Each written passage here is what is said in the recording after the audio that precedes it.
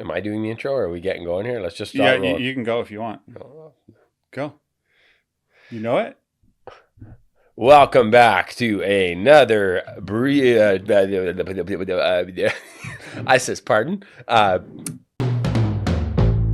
Another episode of the Briefcase in the Barn with myself and Kyle. Segment of the Furiously Curious podcast. I'm doing everything a little different than he normally does it, just to make him short circuit. I don't know what episode this is, but 60. This one is for sure going to be more interesting than the last one. 60, because the last one was dry like toast. Was it? Oh man, it was like a bad marriage. Because it was boring. Just questions and answers. You were tired. I was fried. We just had to pound. Yeah, you were recovering from your surgery. You're fully recovered now. Bandage is off. Staples are still in. Yeah, fully mobile. Staples come out Friday. Still can't sleep, so I didn't realize this. But I'm trying to fall asleep at night, and I can't fall asleep. My mind's just whizzing, but I'm exhausted during the day. And I'm like, what is going on? I cannot sleep. So apparently, anesthesia stays in your body like 2 to 3 weeks, and coming off hydromorphone also really affects your sleep. So, kind of a pain in the ass, but stay away from the narcotics. Delta Von ding. Is that the thing?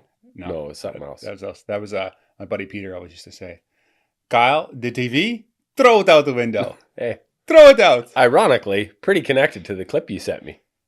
Oh, yes, that's right. That's right. Jesting about this. It's actually, that's right. Literally was the point of Kyle sent me a long clip with 10 minutes. 10 minutes. That's long for Gary. I got the attention span of a small farm animal. So you said you watched the episode with Sean Ryan and Lee Strobel. Well, Lee Strobel also went on the Tucker Carlson podcast. Yeah. Gary's a big Tucker Carlson guy. And really, he just enjoys the truth and stuff. So that's why he likes him. But anyways, so I sent him a 10-minute clip of Lee Strobel, Tucker asking about demons, which has come up a bunch on the podcast. And how if Satan would want to affect people the most, how he would do that. And Lee Strobel, who, by the way, if you don't know, wrote the book, The Case for Christ, he was an atheist and a journalist. I don't know how you say that properly, and he went on an investigation to figure out if the resurrection was actually real and if Jesus was actually real from that standpoint as a journalist. And was he an atheist or agnostic? I think he was actually an atheist, eh? I think so, yeah. He wasn't just skeptical, no. He was pretty kept. And so, anyway, he found out that Jesus was real. Wrote a famous book. Yeah. The Case for Christ. Yeah, believe in him. Good read. Became a movie. He's written some other cases since, I think Case for Creation and some other ones. So anyway, there's actually a movie in The Case for Christ too, if you want to check that out. But he went on at least Tucker's podcast and asked about this. And so I sent Gary that clip. You said you watched part of it? Yeah. What'd you think? Well, I had lots of thoughts about it. I mean, I think that probably the bulk of people that I interact with that are struggling in their life are watching things they shouldn't be, and not necessarily even bad things, like just watching stuff, like just scrolling aimlessly, consuming content.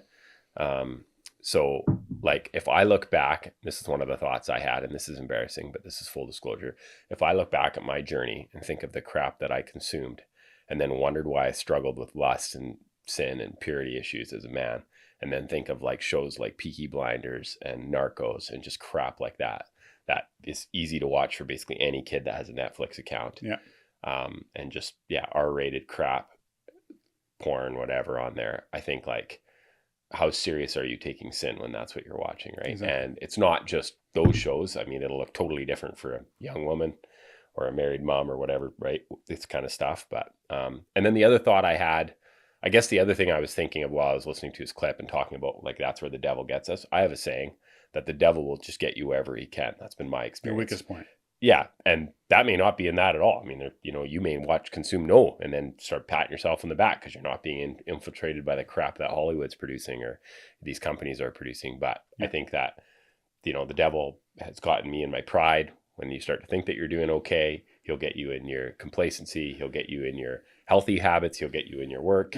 Anything. So I do think that, like I say, I think the clip, it's a great clip in the sense of like, a lot of people, myself included, probably need to be convicted about what I watch, even just literally scrolling social media. So that clip was Strobel explaining that, well, we know there's a finite amount of demons like 1/3 of the Yeah. angels fell. So there's not like like infinite amount.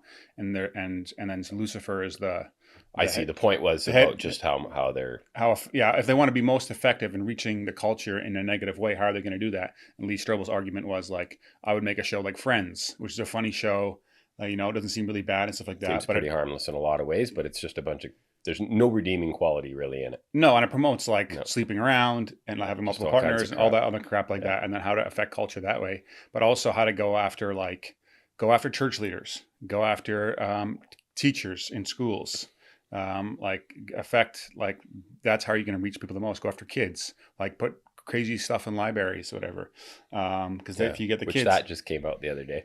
Did you follow that in Alberta? no, The school board, the Edmonton school board had basically pornographic books, like all kinds of gross stuff. And Danielle Smith, the premier, his bold leader, went after them. And then to make a point, they started like being petty about it and started throwing out the classics like Margaret Atwood's book. It became a big thing on at least on Twitter. I don't know if that's so. Just interesting how people. But you become what you consume. Like you said earlier, if you're watching a whole bunch of shows and then reading your Bible 5 minutes a day, scrolling reels on Instagram. For you become what you consume, and so what you consume is important. Yeah, meditate on His word. Mostly, I guess, from my perspective, is I work with a lot of people. Probably, just a lot of people, many guys every year that are struggling with purity, and I just think, boy, if you have a Netflix account and you tell me that you struggle with purity and you are watching stuff on Netflix or Prime or any streaming platform, I'll just say, get bent. Like, you're not that serious, right? Yeah. Ken Dick has the saying, like, from Freedom Sessions, you say you're struggling with stuff, but like, where's the battle scars? Where, if you're actually fighting the war, are you getting beat up, or are you just capitulating and folding like a cheap tent, right? That's right. So, I mean, and there again, it's the balance of, hey, it's not that you have to be prudent in kind of what you're, it's not as if we live in a vacuum and you're never gonna.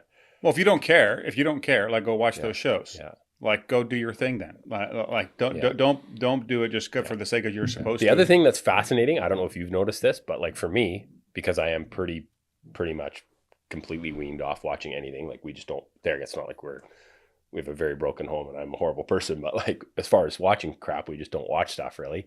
And it's interesting how, if I look back at my conscience, like, you can have a tender conscience again if you think of all the crap that I've seen in my life, and now it's like, man, I am. And that's a cool thing. Like, God can do a beautiful work in someone and really like just make you more sensitive to sin. And I think that's how we're supposed to be. And I think that we as a culture justify, because right away it's about, being judging women and all that. And it has nothing to do with that. It's just about your heart, your eyes as a man or a woman or whatever. It's really about the heart. It's like, and of course, well, I mean, if you're genuinely, what I come across is people that genuinely struggle with their assurance and don't know if they're saved or not. And they don't feel close to God. And they don't know how to lead spiritually and stuff like that. And they're like complaining about these things and want them to be different. But at the same time, they're also consuming all kinds of other crap and stuff like that. Well, you can't have both. Like, what you focus on. You think that's where the lack of assurance comes from? Well, it definitely comes from sin. If you're living in sin, you're going to feel like. I think it does just come from a overemphasis of certain teaching too. Yeah, of course. But it's definitely like, if you're, watching those shows every day, you're not going to feel close to Christ and His word and want to share. No, you're going to like. What you focus on grows. Joshua 1 verse 8 and Psalm 1 verse 2 says, meditate on His word day and night. Like, if you do that, you're probably going to become more like His word. Probably be okay. Yeah. So nice. I thought it was a really interesting clip. It's I haven't watched the whole podcast with him and your favorite guy there, Tucker, but So, anyways. I had an interesting, in the daily reading, you're just making me think of something. I don't know why it's not even connected, but the daily Bible reading was Ecclesiastes yesterday, and it was just like, Solomon talks about everything, right? Everything he does, everything he has, all like chasing the wind, all pointless. Yes. This is very interesting. Yes, I love Ecclesiastes. If you're like... I am for sure chasing the wind. Okay. That was what I got. A little bit or a lot? A lot. Like, trying to start a leaf blower, like, it's just ridiculous. And you're gonna keep going, or what's no, I'm gonna make a change. I know I don't know what it's gonna look like, but I'm gonna make a change. I promise. I was Hey guys, if you enjoyed that episode and were blessed by it, would you be willing to support the show? That would help a lot in creating more content, improving the quality of the content, putting the production value, getting more guests on, and me being able to spend more time and energy towards it. So if you're interested in doing that, you can click up here and it'll take you to a support page. But you can also subscribe to the podcast by clicking over here and doing that. Thanks again for listening, and I'll catch you on the next one.